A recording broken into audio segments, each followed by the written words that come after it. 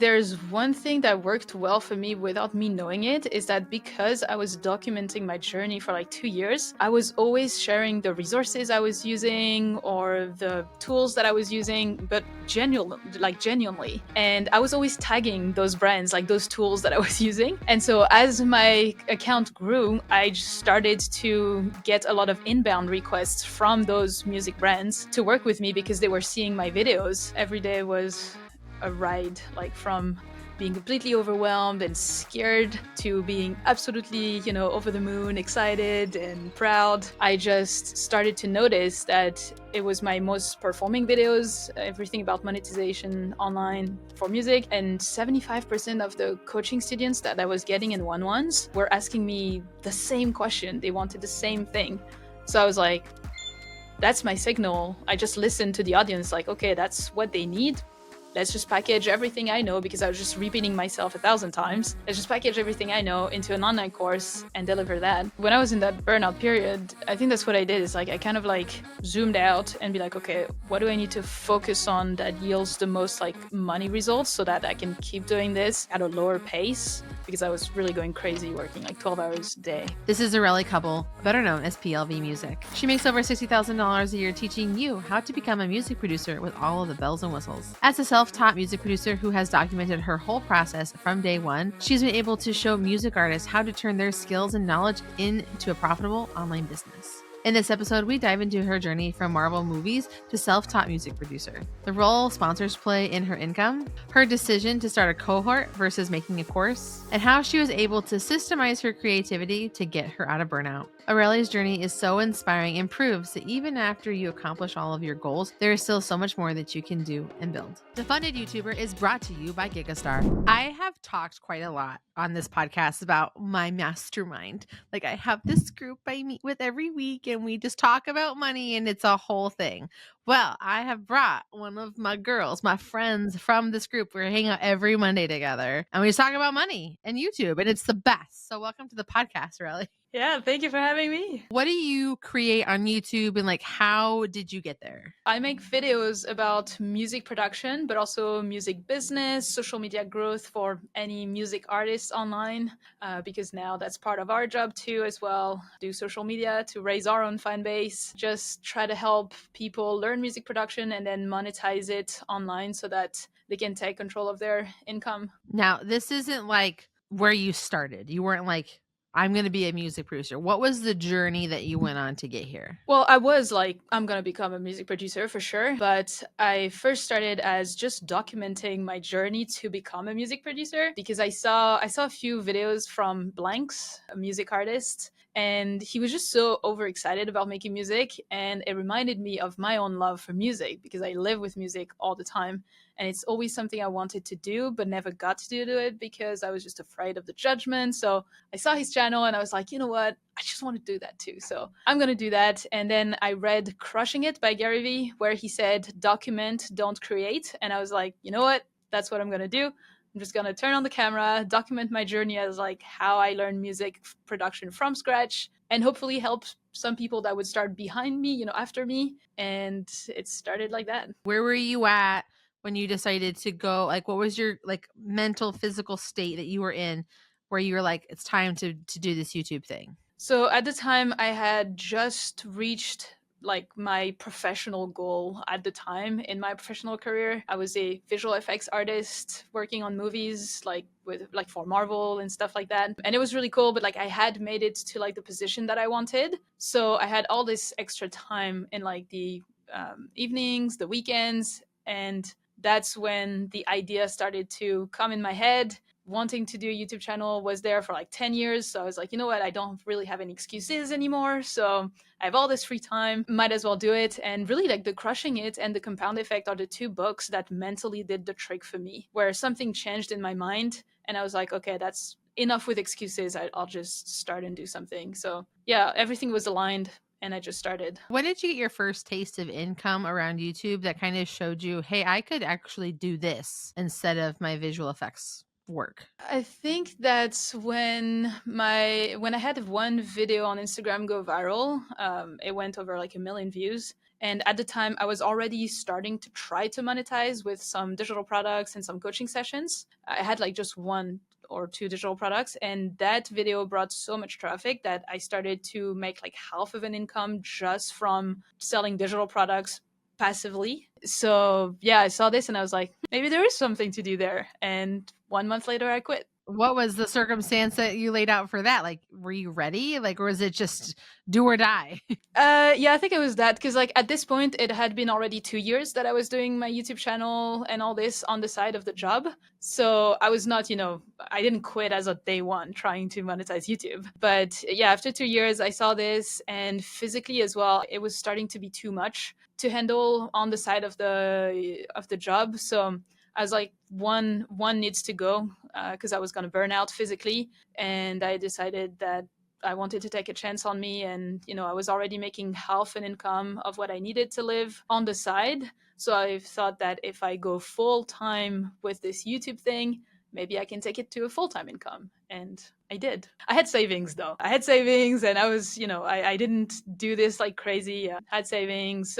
My boyfriend helped me and all. You didn't walk in and throw papers and glitter and say, I quit, right? I actually tried to talk to my job first to ask if I could go to like a 4-day or 3-day work week, but they said no. So It's hard to, I think, for companies to understand, especially at that scale, like when you're at the Disney level, like you can understand like work-life balance. Because to them, it's just all work and no play sometimes. I mean, I understand them. Mhm. It makes sense. It's just that I was literally physically going to burn out. So I was like, if I want to give this a try, I need to do it now. So I did. And I think that was the best move because, but I know this journey a lot more intimately than our listeners do. What were the things that you put in place for yourself that got you to the full-time income that you wanted to get to? It's actually sponsorships helped a lot, and that's how we met, through that course. So yeah, I took that course. Actually, I won that course like 2 weeks after I decided to go full time, like after I quit my job. So that was like the best thing that happened. Did you say you won it? Yeah, I thought you How knew did that you though. win it? I didn't know this part. Really? I think I No. said it. Yeah. It was a giveaway organized with Passion Fruit, Creator Wizard. And so I just, those forms that they say, fill out this form and you'll win something maybe. I did it because I was like, why not? And I did. And so it just like really the stars aligned.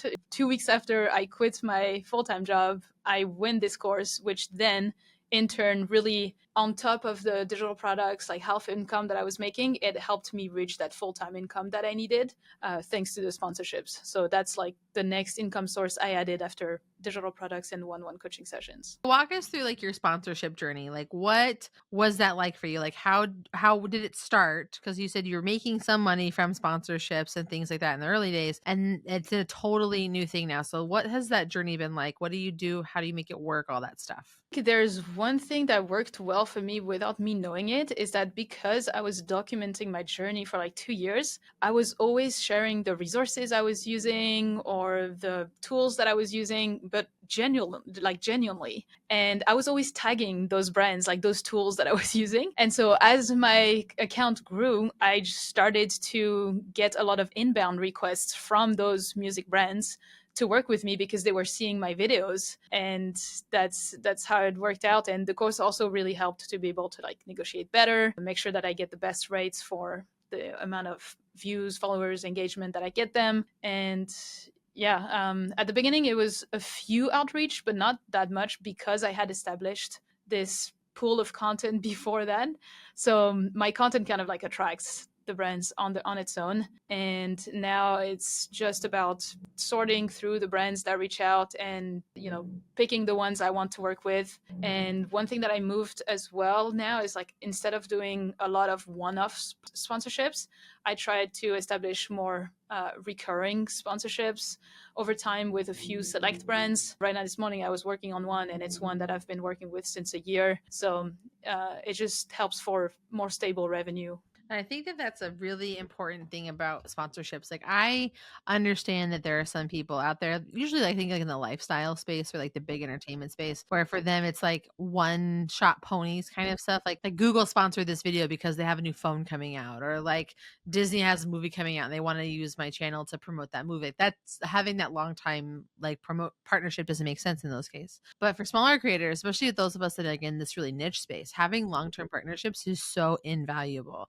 I find that those are the best way to have stable income. That way you can focus on creating, which is like the main product. When you are stressed about money, it makes it very hard to create. One more thing I did for sponsorships is that, I don't want to put too much sponsored content on my audience. Like, that's something I know some people are saying, don't worry, they're used to it or whatever. And, all the videos are sponsored. But I don't know, for me, that's something I have trouble with. So I'd like to keep it like 50-50. And so what I did is I tried to ask brands that were satisfied working with me if they wanted UGC. And so now I do much more UGC, which allows me to still work with brands that I like, but without annoying my audience too much, because the video is for their, like, for the brand channel, for the brand website, ads and all that. So that's been something that really helps as well to get a better income without having to, put too much content on your audience. How do you think it is that we as creators can educate sponsors about that? Like, I know I'm small but mighty. This is like taking care of my audience. Like, invest in me long term so that we can have this long term partnership because of these benefits. But like, how do you get them to understand that? Like, what do we show? What do we say? What do we do? I think usually I'm just showing them how I understand, like, being a creator, I understand the audience, the market, and like their target audience, because I have a relationship with them. I have talks with them, in the comments, in the DMs. And so, yeah, just try to show them what they need, what they want, and then, yeah, usually they trust the creator because of that. Yeah, I think creator trust is really important. And I think it's also being able to show like the value of what you can do and how you can frame it. Like, I know I'm working through some partnerships deal where it's like, we'll do a little of this and we'll do a little of this. And this is what this is going to be long term. And it just helps to really tell, like, look, I want to be an extension of what you guys are doing because I believe in your product, not just like, all right, hand me a check, read the spot, and move on. Yeah, actually, I'm getting a lot of brands, or I don't know if I'm lucky, but most of them, they never really give me too much like guidelines or anything. They're like, nope, you know your audience, you know what they like, you know what you need to talk, like, you just do you kind of thing. And I really like that. But I think it's just the brands understanding how the creator economy works and how it's much better now in terms of return of investment. So Yeah, I don't disagree with you. You've had a lot of sponsorship opportunities and you've done a lot of things. What have been some of your more successful financial moments that you've been able to experience since going full time? definitely the launch of my online course. That was pretty insane. Every day was a ride, like from being completely overwhelmed and scared to being absolutely, over the moon, excited and proud. So yeah, obviously, it was one of the biggest like return of investment as well, just because of the price point, which was more of a mid-ticket offer, which was my first mid-ticket offer. Everything at this point was more low-ticket offer. So yeah, it was rewarding as well, not just income related, but like seeing the students super happy and everyone getting wins, like, was super cool. I would also think knowing that like your audience actually like finds value in what you're doing. Like, I know for me, I've struck out a lot on my channel with like, what do I sell to my audience? It seems really difficult. Like, why won't you people just buy something from me or come join this group? Do the thing, right? Like, you care. Obviously, you've watched. You keep coming back. You're on my email list. You click on my stuff. Why aren't you buying things?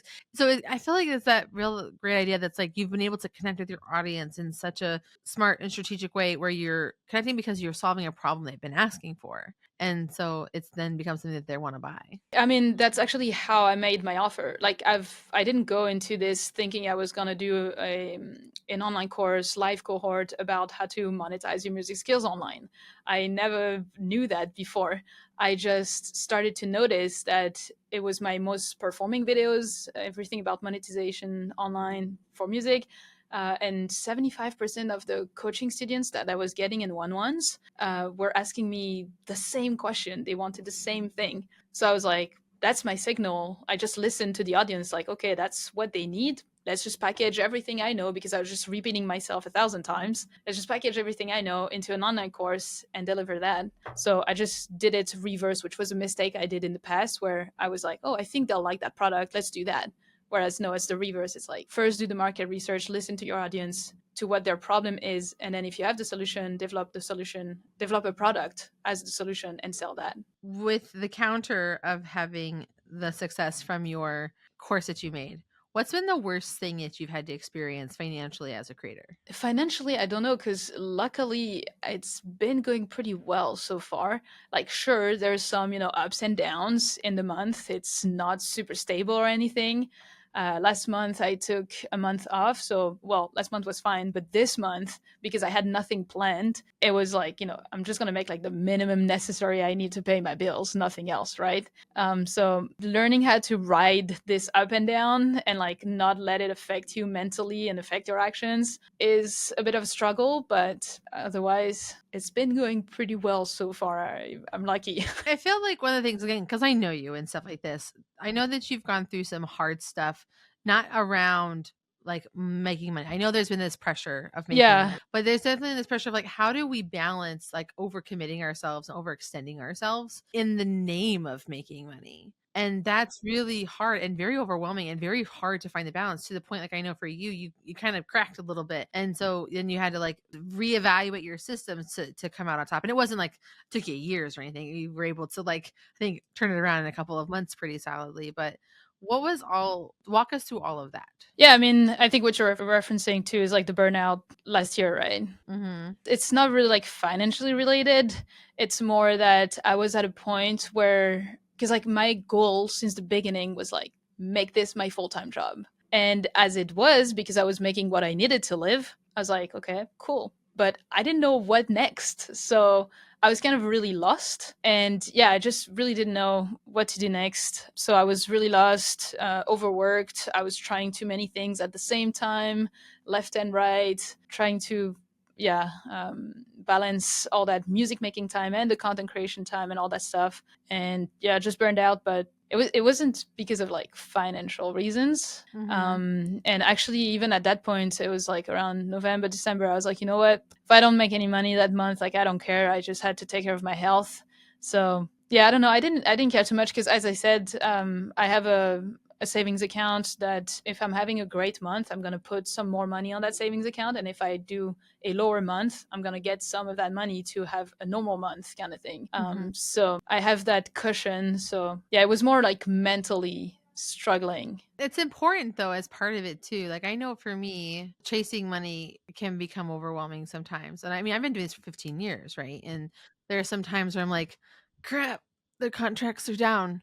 And when you're in, like, for me, it's a little, I'm not saying it's just a different kind of pressure because I have my family too. So it's like, I don't know, like, how I'm supposed to do this right now. Like, I lost 2 contracts recently for no fault of my own. It wasn't I did anything bad. That one, the company sold. The two, they're having budget restraints, and that was like a $6,000 worth of money that I just don't have now. And so I'm like, okay, I gotta I have the things I'm actively doing that were leading up to it in anticipation of knowing that that could always happen, but it's still stressful. It still worries me, especially because it always happens when you have something expensive coming up. Like for me, it's my kids are going back to school, so it's like clothes and supplies and sports and activities, and it's all of those things. But it's being able to have the right systems in place that allow for you to have, like, if one can go down, you're still okay to maintain along the way. And that's why I always say, like, if I only had one stream of income, I might as well just have a job. And so by being able to not do that, I think is the best thing that we as creators can always make sure that we're doing, because you never know what's going to happen.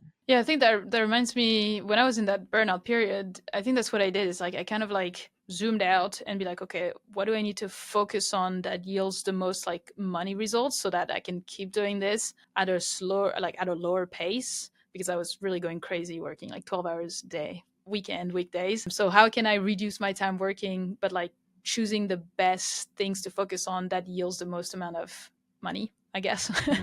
Yeah. Well, what you did that I thought was really smart was, one, you set office hours, and two, you cut back on your sponsorships. Like, you were like doing so many, and you're like, this is me relying too much on other people to give me money. By dialing back your sponsorships, you were able to invest more time in developing out your digital products and your courses, which has been able to be so much more lucrative and consistent and time saving for you as well. Yeah, definitely that. I think as you were saying about the systems, I tried to learn more about those kind of systems to put in place, and anything that you can do to automate the traffic or the sales. So, like for example, writing welcome sequences or upsell sequences after they download a lead magnet or things like that. This has been helping me to passively, in a way, sell more digital products, which then helps me that even if it's not a big month, I still have a minimum coming in with my regular sponsorships and the digital products from, the traffic and everything I set up before, which gives me like the necessary minimum amount of money I need. And then the rest is like extra. Yeah, I think that's one of the things that we as creators forget about. Like there are things that you have to enter into once you become a creator business. And it's like and I see this a lot in the other side of businesses as well. Like for example, I have a local networking group that I go to in my town, and there's like normal businesses, like there's an eye doctor, there's a chiropractor, there's a HVAC guy, there's the water guy, like an electrician, like all these things. All of them started their businesses because they were in that trade. And so like, well, I was a great plumber. I was a great electrician. I'm going to go start my own business doing this.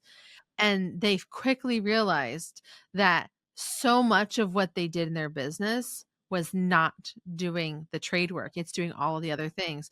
It's like you have to pay attention to your marketing. You have to pay attention to accounting. You have to pay attention to bookkeeping, especially when you're starting, before you can find people to fill in those gaps and do those things for you. Because number one job of being a business owner is you always have to be in the marketing space. And I learned this from you, which is you need to keep being a student. Like you're always going to classes and workshops and webinars and working with your coach and all this kind of stuff so that you can continue to improve. Like I remember when we had started talking, there was a lot of things that now you're teaching us all the time. Like, oh, you got to do this for your sequence and make sure you have this in place for your emails and make these adjustments and don't forget to do this. Like it's a lot of like that stuff, which is so important for what we're trying to do, because no matter what we're selling, we have to have those things in place in order for us to continue to make money and make those things work for us. And it's also a thing like you might have a great product, but how you're going about selling it might not be working. So doing those adjustments is also super necessary. Yeah, that reminds me the book, The E-Myth. That's what the author talks about. Is like you just want to be the technician, but if you own a business, you need to be the manager. And what was it? The other one. I don't know. I've not read the E-Myth. Yeah, but anyway, it basically says this, that all you want, like all I want to do is like making videos and making music, but it wouldn't be successful if I don't do all the business annoying thing, legal, accounting, bookkeeping, and all that stuff, and marketing especially. So I have to learn that. It's not a choice. I wish I could just make music all day. Even but just learn it to set it up to hand it off. Right. Like there are some things, and like I said, I know, like again, when we're talking about, so our mastermind is called Money Chasers, and even a lot of us are in the back end. Like we're in this next phase where we're setting up, like we're asking our questions that are things like, okay, how do we hire a VA? Like what's the system that we should have in place, like to make sure that we do this right, to protect our brand, to protect our emails, not give people access to too many things, and like having those conversations to set those systems up so that we can be successful long term and not hurt our businesses. And taking that time to figure that out is vital for us to do this next thing. So it's like spending more time, systems and development, so that you can then do what you want to do more and do more income producing activities. Yeah, I think that's exactly where I'm like not stuck. It's just where I'm struggling like right now is how do I like scale and like break that like 10K a month revenue kind of thing. Cause it's like I have a lot of projects that came in this summer, like music projects, and also it's great, but I still have to run all these, social media channels to keep, getting all those projects in. And that's the thing, is like I need to put time towards building all the system to outsource more, to build a team, so I have more time to make music and all that stuff. But it's frustrating me to put too much time towards all this, like not making videos, not music, that so yeah, it's such a frustrating time. Where Yeah. I'm at my creator business is I haven't created a YouTube video in a very long time because I'm rebranding and restructuring my entire business. And like it doesn't make sense for me to create right now because anything that I create, it has nothing to support. right? So like my launch plan with once I have all my digital ducks in a row is to launch. I have a video plan. I'm going to put ad dollars behind it to boost the content to make sure it's getting in front of who I want to talk to in my existing audience. So like, I'm here. I didn't go away. I swear, like kind of a thing. Right. So it's just being able to think through those things strategically. And I know this might sound boring. And if you're still here, I hope you are. It's one of those things like these are the things that we have to do as creator businesses. This is what being a full-time YouTuber is, which is being a full-time business owner. And usually to get to certain financial levels, a big part of what you're doing is not creating, which our goal ultimately is to get to a point in a financial place where all we have to do is create and being and lead, which is I think the goal. Like I see how like Mark Rober runs his YouTube channel, and I see how like Ali Abdaal runs his YouTube channel. Like they just get to create because they've put all of these teams and systems and people in place to allow for them to do that. And it just takes time and money It's to just get like there. upfront work to then Yeah. be able to do more of that creative stuff, like to get that creative freedom. It's so funny, like the cycle of it's like create, develop the business, create. So then Yeah. when you get to go back up, oh, I get to create again. Like it's this whole Yeah. We'll interesting. get there. We'll get there. Yeah, for sure we will. We've talked about like, what's been good, what's been bad, how you've been able to grow, what's going on. We always like to go over like what are the different income streams that you have in place as a creator. Maybe I won't get the best money result right now, but I'm really trying to focus on the client's student satisfaction first. Because if I don't, get the students' results, I won't be able then to have a successful course that gets more students in. So ultimately, that's what you want, right? So I'm just trying to focus a bit more on developing a good product, listening to the feedback from the students, and having a better launch plan as well for that second one. And we'll see. I think I'm going to run maybe 3-4 cohorts like live. And then after that, I think end of next year, I'll probably turn that into an evergreen course. Like at least that's the plan right now as to how I see it. Talk to us about this for the cohorts, because we've talked a lot about courses and digital products, but cohorts is something that isn't talked about a lot. So what is a cohort? And also, why did you make the decision to do a cohort versus a course? Yeah. That's one thing I love. So a cohort is basically, instead of you taking the course at your own pace, watching pre-recorded videos, you take the course kind of like mini webinars. Like for a few weeks, you go to a Zoom class session where the teacher teaches you the class using like slides to teach you whatever they teach you. And after that, you probably have also Q&A. And the reason I chose this is, as I was saying, by doing live cohorts, you really get to connect with the students live, and you get to see what seems to work with them, what doesn't work, what they don't understand, what they need more. So you get faster feedback from them because you also get to talk with them with the Q&A after the class. And so I can see what needed more explanation, what didn't need it. So I can develop the course faster. And I actually just prefer personally to do the course live. Like it's such an alone journey, to be here in your bedroom doing everything alone, that I don't know, I miss the social aspects of like connecting with people. Like I want to know my students, I want to know what they're doing, I want to help them as much as I can. And I feel like with a pre-recorded course, usually it's like they just do it on their own, they never talk to you, they don't tell you what they're up to, what they That's why achieve. I never finish them. They don't even finish them. And so I also think that the live cohorts, you get to finish them more because it's kind of like everyone's going through the same thing at the same time. Like, this morning I just hung out with them for 2 hours in a deep work session to help them get to work and take actions. And they were all saying like, oh, hey, it's been a while, I haven't talked to you. Like they even connect in between each other, and they can find like-minded people. And I feel like it helps them stay motivated more. Yeah, it's just for all those reasons that I decided to do live cohort rather than a evergreen. I just know that at some point I'll need to make it an evergreen if I want to scale. But for now, that's what I want. I think cohorts are smart. Like my first cohort was the brand was words, which is what we know each other from. And I was like, this makes sense because this means this is something I have to show up to.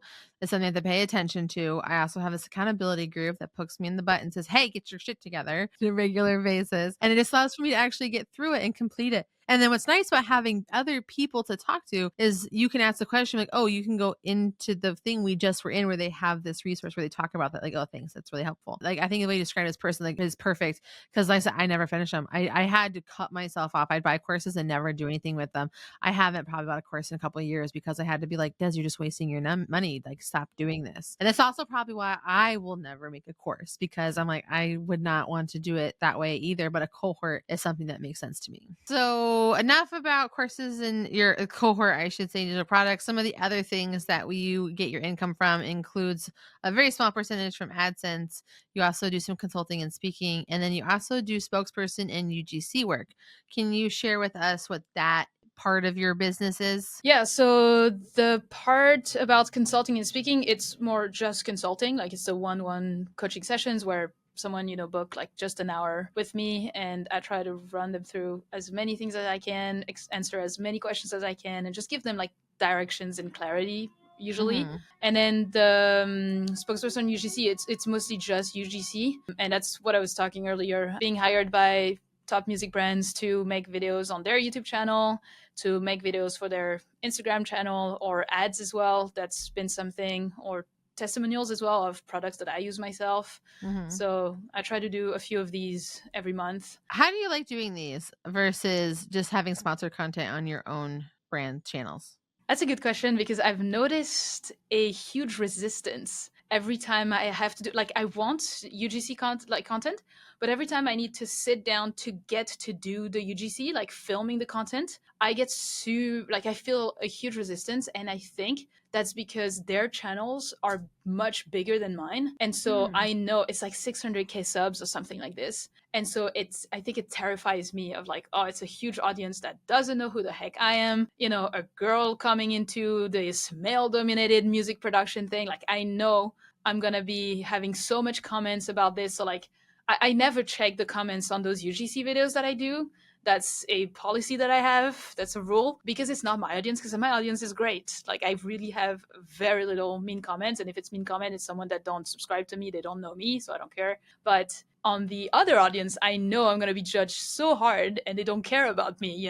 So yeah, I think that's why I feel this resistance. So I get to it, and I'm happy doing it, but I always feel that resistance, whereas I'm super confident when it's for my own channel. When you said resistance at first, I thought that it was like the brand was having like hesitations to it. I love how you talk about like it's like your own internal resistance to it. So even this podcast for me is considered like, I think, a form of UGC. Like, I get to create it for the funded YouTuber, which is, I am here for this all day. I love this. Like, this is like the kind of stuff I would do for free, but I would not. You gotta keep paying me though, Gigastar. But like, Don't feel that. I really like this. I get to hang with my friends and talk about things I love and share my experiences and stuff. When I was a kid, how they always give you notes on your report card. They always would say things like talks too much, needs to pay attention, stop drawing all over, stop drawing all over your papers and stuff. And I'm like, so this is like the perfect way to me to channel all of that energy that I had. But I can get where it can be like kind of like, oh my gosh, like, I don't even know if this is going to work or this is going to be right or they're going to like what I'm saying or any of that. Like, I've created content for another brand called Camtasia, which is like a video editing software. They have over 100,000 subscribers. And I literally used to use Camtasia like in college. Like, it's been around for a long time. So it's a little intimidating to be like, okay, like, we need to fill some gaps in, like, and we want you to come create content for us. I was like, cool. It's also fun too when you go through the process of creating with that, when you create for a brand, especially an established brand, like they have their own existing systems and processes, and the little quirks that they care about come into place for things like with Camtasia. What was the thing? I mean, which it makes complete sense, right? We work with editors and we edit, we just put things together and stuff, but they're literally an editing tool. And like, so the editing has to be so sharp and so precise and consistent and good. And so like those are like the little things like that you have to like adjust and pay attention to. But ultimately, and this is something to consider for people doing UGC, ultimately you're still creating for someone else's brand in the same way that like having a job is, you're working for someone else. And it's really a matter of finding like, what's the dance with UGC are you willing to make? And I think that for me, it's always like, if it's for a brand that I really like, and it's also something that like I think I could add real great value to, I'm really okay with it, because I want them to succeed and be successful, because a rising tide raises all ships, right? And so if I have the skills and the tools that they don't have, like a studio and the gift of gab, it's a great way to just like tap into that skill, and I really love being able to do that. So I think it's cool that other people do it too. Yeah, no, for sure. I mean, I'm glad you asked that question because I think sometimes from the outside it can look like, oh, those creators are successful. They feel so confident. They do all this stuff. It's like, yeah, sure, but we struggle before hitting record, and Oh my God, we struggle so much. Like there's so much that goes into that record button, and that happens before and around it. I always say hitting the record button and doing the video is the easiest part of the entire thing to click creator it. business. Hitting like everything is that gets the easiest part is recording the video. And I don't know why, but that's the thing, but that's the product. That's what you have to ultimately sell.